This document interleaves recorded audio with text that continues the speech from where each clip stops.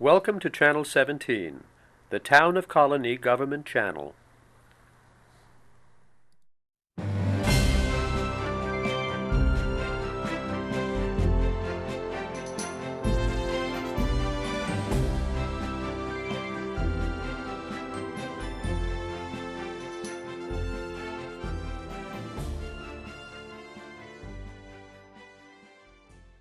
Hello and welcome to Getting to Know You. I'm your host, Robert Jaquay. On today's program, we're going to be talking with Michael Borges, who is the Executive Director of the New York Library Association.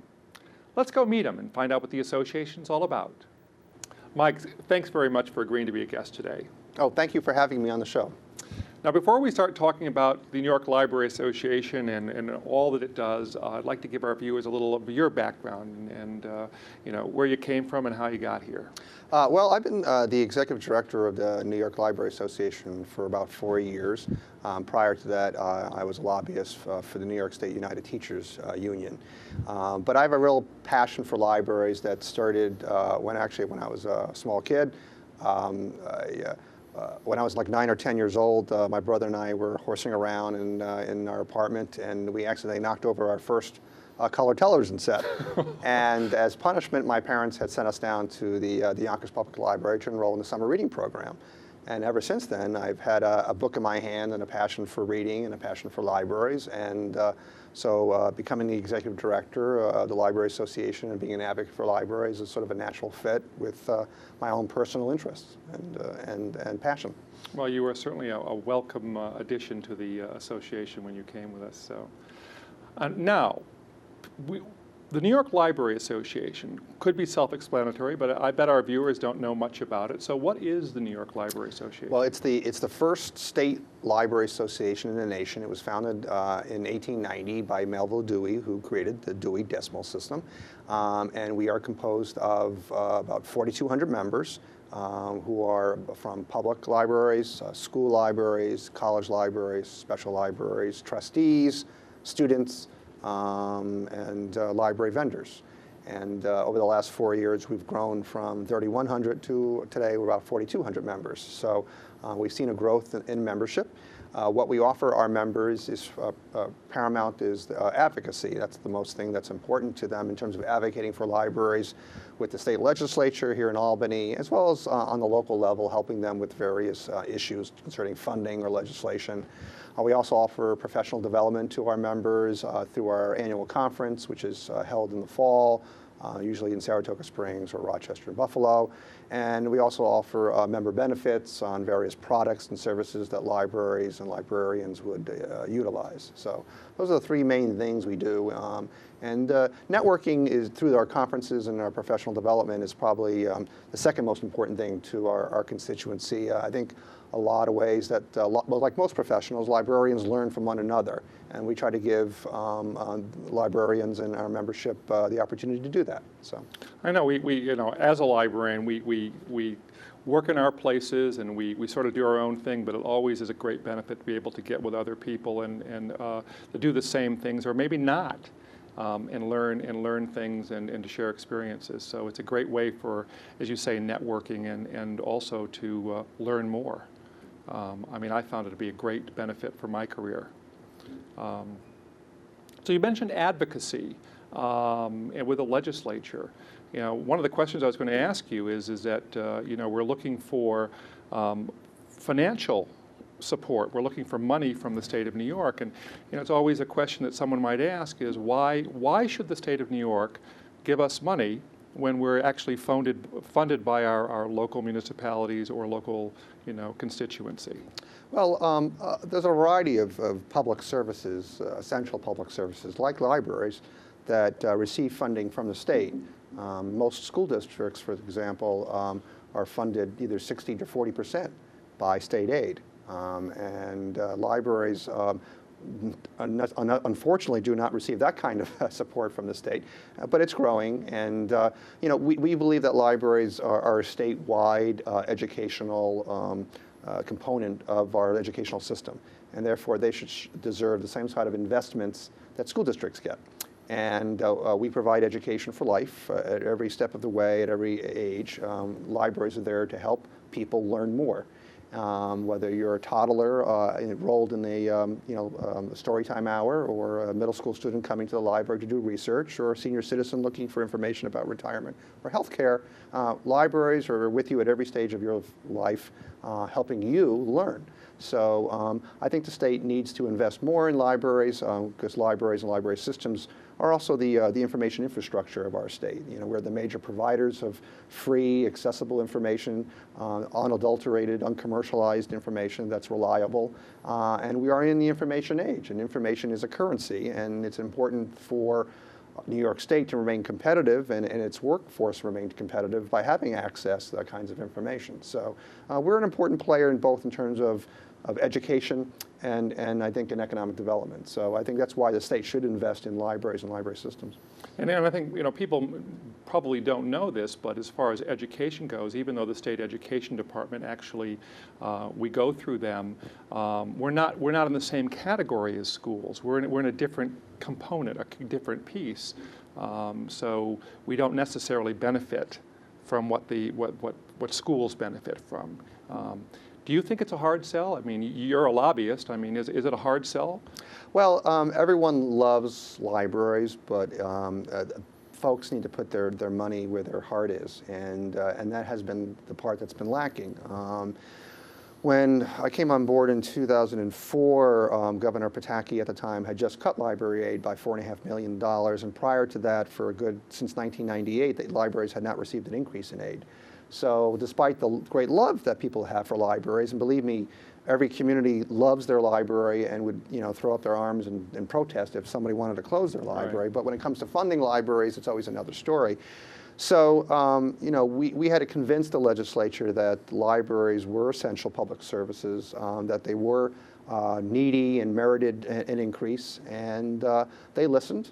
We had received our first increase in 2006. In 2005, we restored the cut, the $4.5 million cut that Governor Pataki imposed. And in 2006, we received a $3 million increase. And then last year, in 2007, we received a $5 million increase. Plus, we received $14 million in construction aid for public libraries. And prior to that, New York State only provided a measly $800,000 statewide for the 756 public libraries to fund construction projects. But we made a convincing argument that libraries deserved more state aid for construction and for operating aid, and the legislature responded, and we're very pleased so far, and we hope to build upon that. Now, as far as construction money, I mean, this gives libraries an opportunity, some libraries an opportunity to do something to better their library. I mean, libraries do also have to conform to certain standards. I mean, a library has to meet certain requirements. And I think most chartered libraries do, but I know there's one in this area who's having a bit of a struggle right now. So if there were available construction monies, this would give them perhaps the greater opportunity to do something.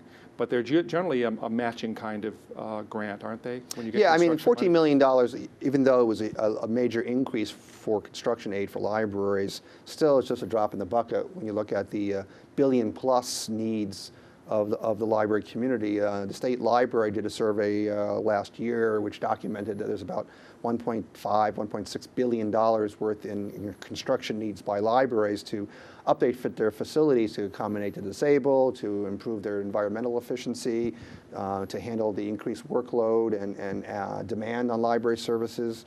So there's a great need out there. The $14 million helps prime the pump, doesn't fund the projects entirely, but helps assist libraries with moving projects forward at least. Libraries, depend on their constituencies, especially public libraries, really dealing directly with the public. And we're talking about lobbying and advocacy. I mean, can the public have a role in this? Oh, they play an important role. I mean, we rely on library patrons and library supporters to contact their legislators either in person or through our website or writing letters to encourage them to support the New York Library Association's legislative and budget priorities for the year. Right now, if you're interested in supporting libraries, you can go to our website, www.nyla.org, and click on the Contact Your Elected Officials button, and there's a letter already written for you, and you can just type in your name and address. It tells you which legislator is yours, and it will be emailed or faxed to that legislator. So if you are interested in supporting libraries, go to our website now and send a letter.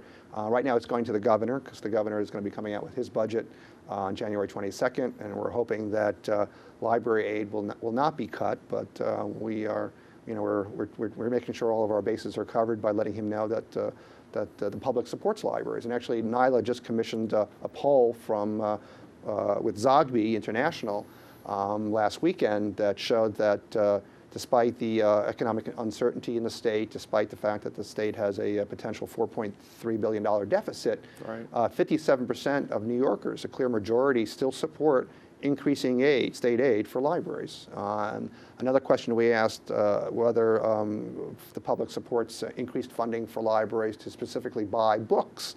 And an overwhelming majority, 82% of those polled, said that the state should provide more funding to libraries to buy books. So the public still supports libraries, and we're hoping that the governor and the state legislature will comply. Now, every year we have customarily had a lobby day in March. I think, I'm not sure the date is March. Is it March 11th? 11th this Tuesday. year. Yep. And we band together, and there's lots of advocacy among our ranks.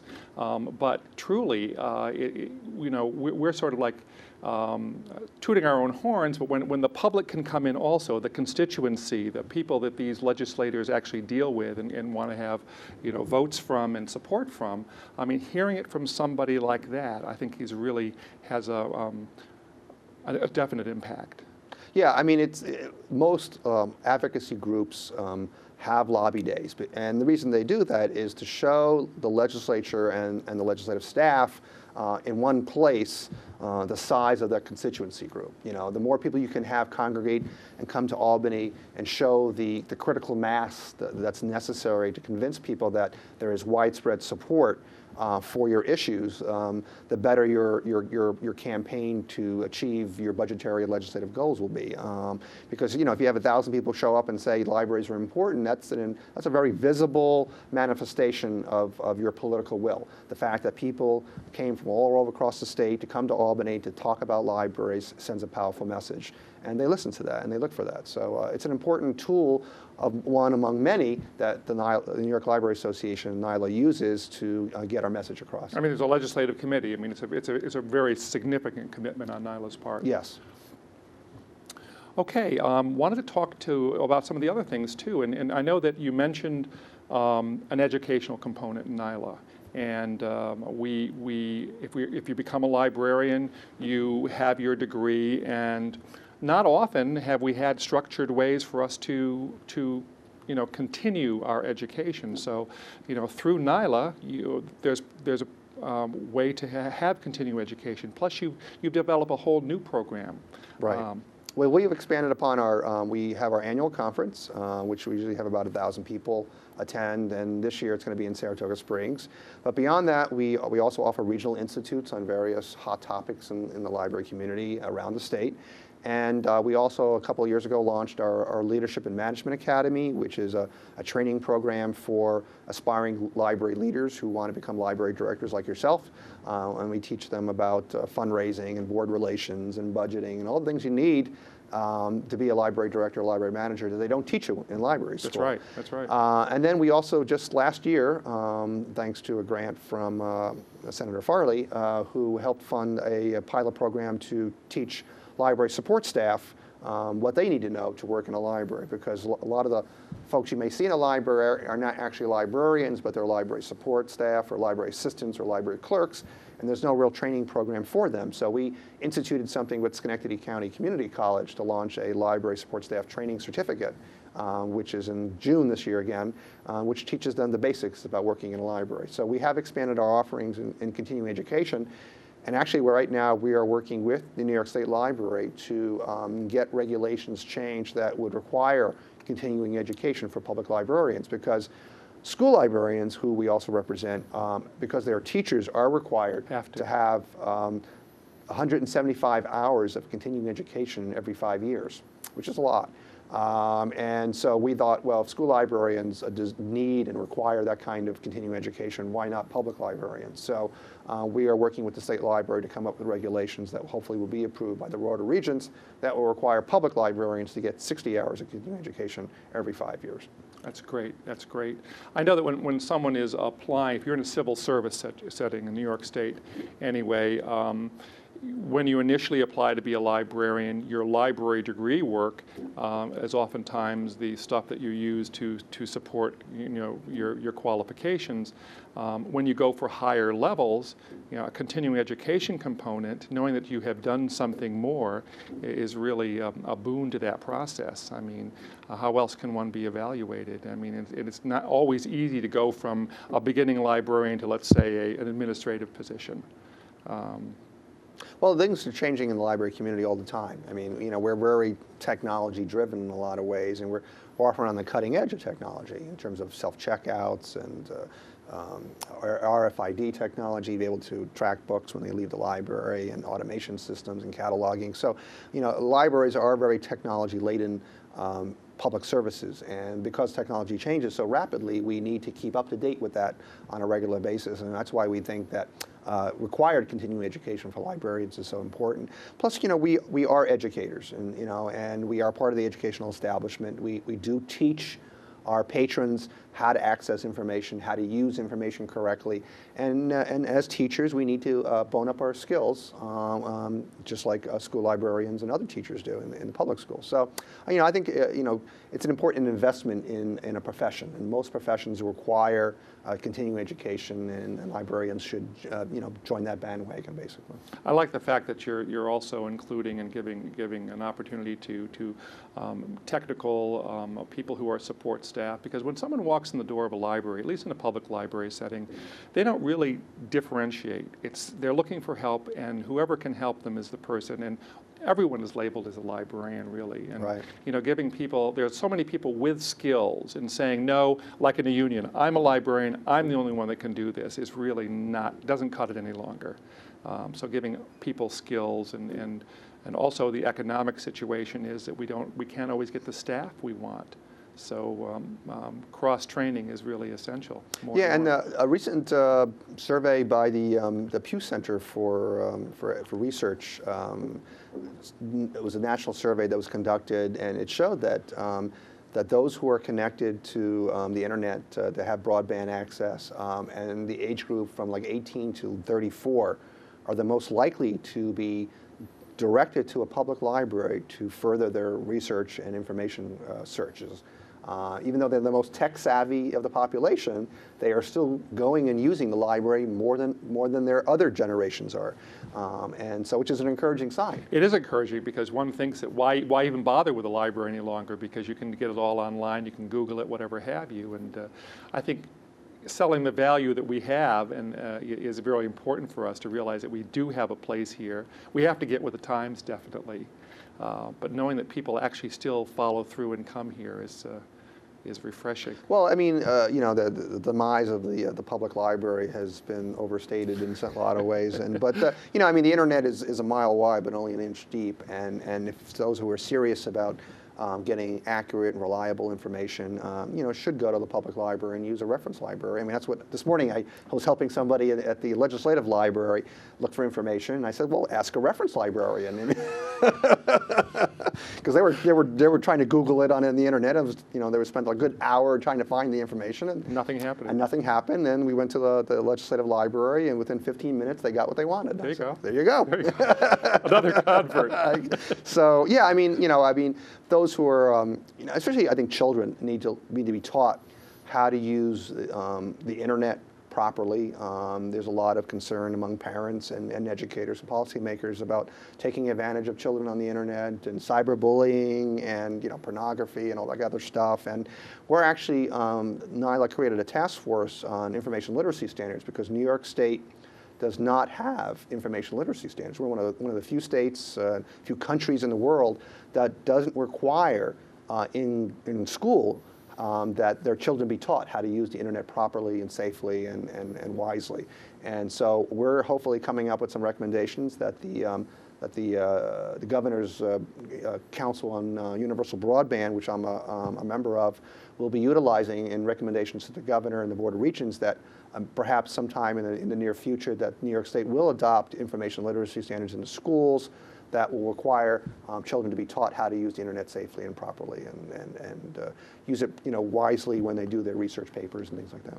Can you speak more about this broadband initiative? Yes, I'll call it initiative. The Governor created it last year and initially put in $5 million in the state budget to help fund the expansion and access to broadband in the state. I was appointed to the council, and I was asked to chair the digital literacy action team, which is the same thing as information literacy. And what basically the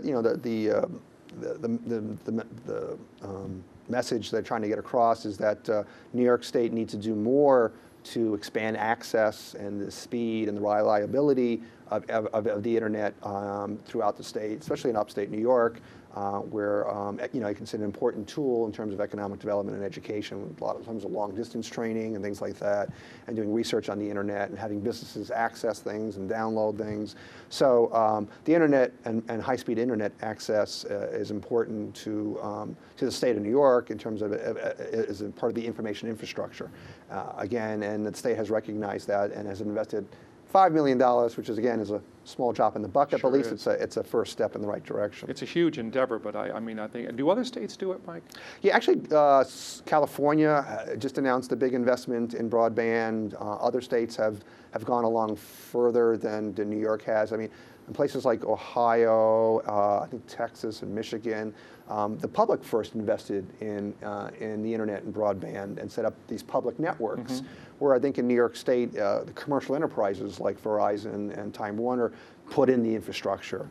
We're sort of behind the curve. We took a different path than other states did. Other states viewed the internet and broadband as an important part of the public infrastructure, just like water, sewer, and roads were. And so I think New York State is kind of playing follow-up with that, catch up, and hopefully we'll come up with a strategy that will benefit all New Yorkers. Great, hope so.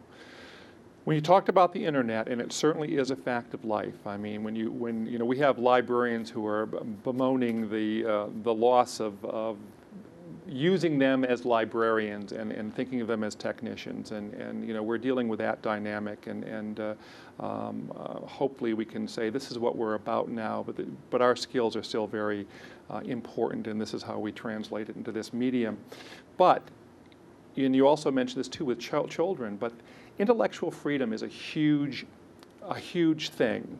And it's sort of when you look at the words intellectual freedom, it can be kind of off-putting, intellectual, but it's freedoms that we all presume to have, and yet and libraries certainly support these, fundamentally. But there's challenges to that. I mean, and with the internet, especially, there's been significant challenges as far as what people think we should offer, how we should offer it, to who we should offer it, and there's been even some issues with money tied into that.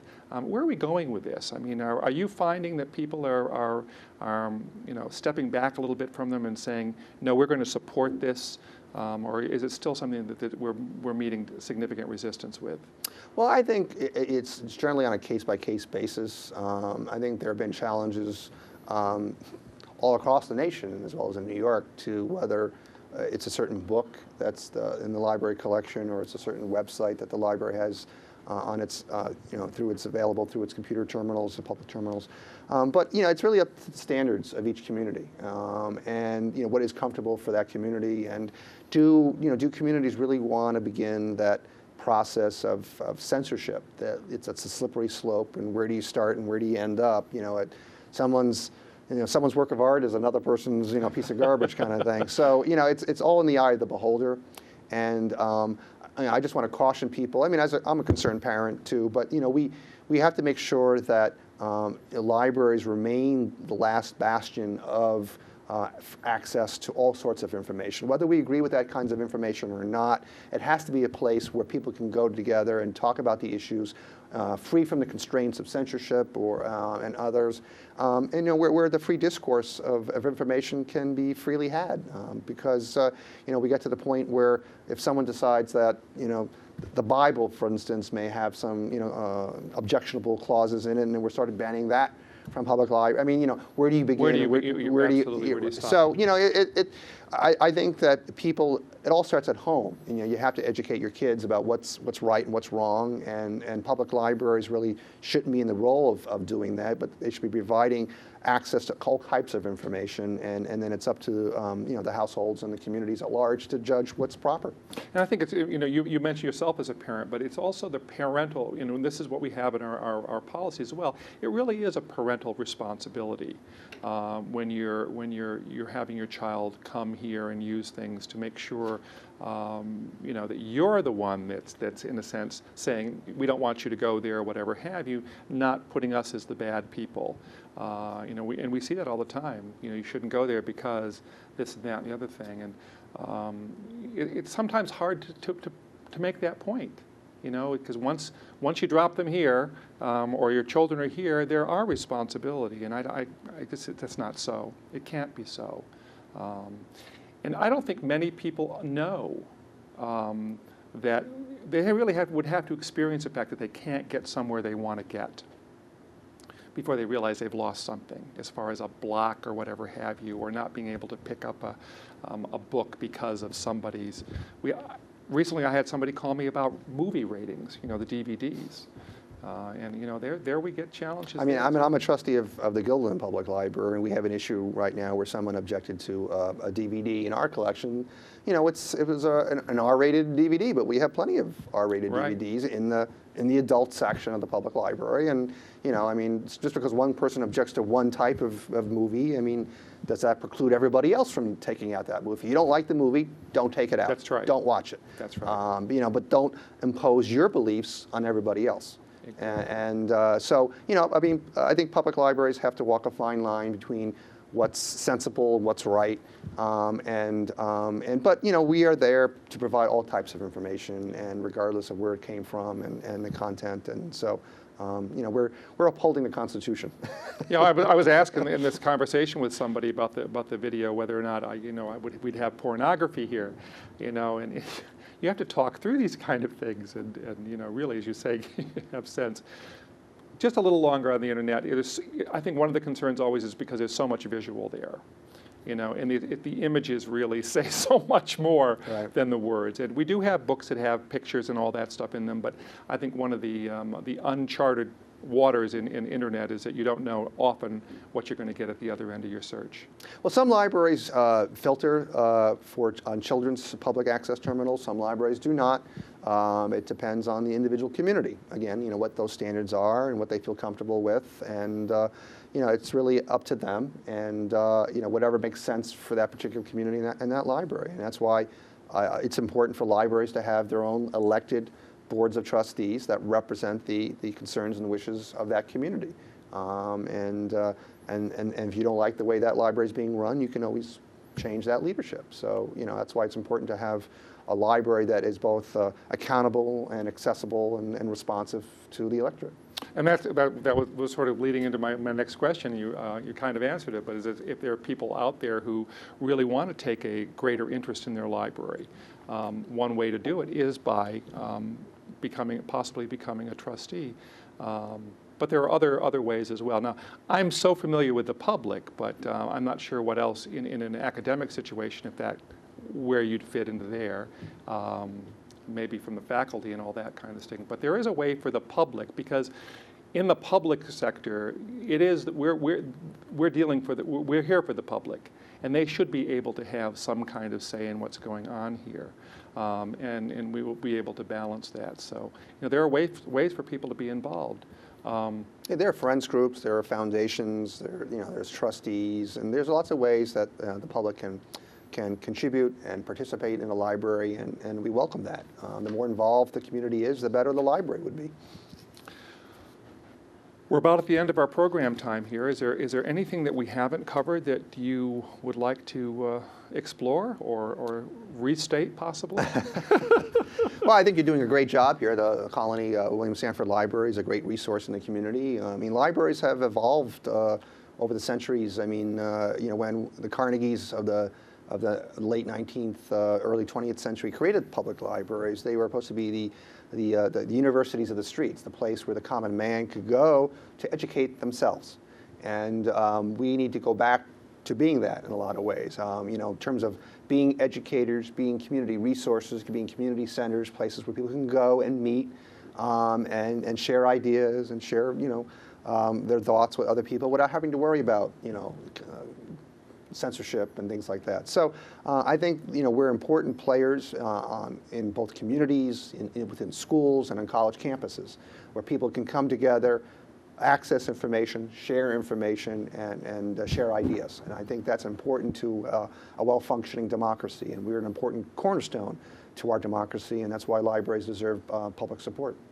Because we touch the public here so frequently, but I wanted to go back and re-stress the fact that the New York Library Association really represents all types of libraries. Right. You can be a spokesperson for a constituency that doesn't necessarily have a public to go to.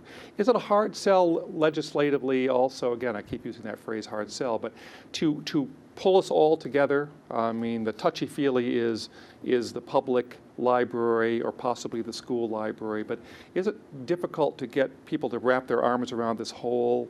Well, the public at large does not distinguish between, or policymakers for that matter, does not distinguish between types of librarians. You say you're a librarian, right. They don't ask you what type you are. A librarian to them is a librarian. Right. And that's the way librarians should view themselves. Unfortunately, the library community tends to be a little bit balkanized in the sense that, everybody carves out their own little territory and wants to be separate and apart. Yep. And that's our weakness. I mean, that's in a lot of ways why libraries don't sometimes get the kind of investments that others have gotten, because we are so more interested in what keeps us apart than what keeps us together. We've been successful in keeping a coalition together and being an umbrella organization for all types of libraries, but it's a constant struggle. And I think more librarians are seeing the light in the sense that the bigger we are, the stronger we are, the bigger the greater the message, and the louder will be heard. So there's strength in numbers, and I'm hoping that kind of concept gains further traction with the library community. Yeah, I've been in the business a fair number of years, and it was clearly so that if you were slotted, you were slotted for life. Very difficult to cross over, especially from a public librarian to an academic. And, with my involvement in NYLA over the years and being able to get us together, because we have representatives at NYLA, through sections and the council, where we can bring all of us together and start talking over issues. And I think we're breaking ground and sort of bringing us together as a commonality rather than what pulls us apart. I'm seeing that and feeling that. People are more willing to work with one another and not say, you're getting an advantage I'm not getting.